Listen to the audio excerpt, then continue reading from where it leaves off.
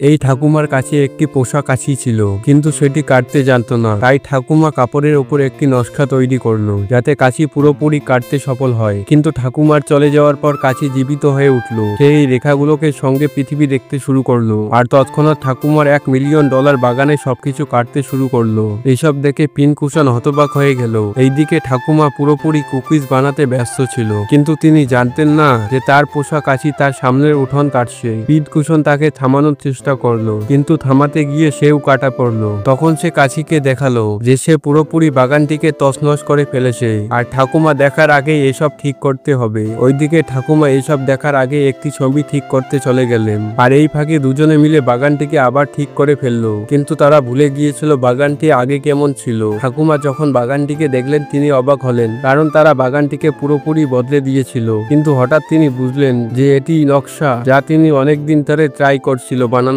জন্য। এরপর তিনি বাগানটিকে $5 ট্রিলিয়ন দিয়ে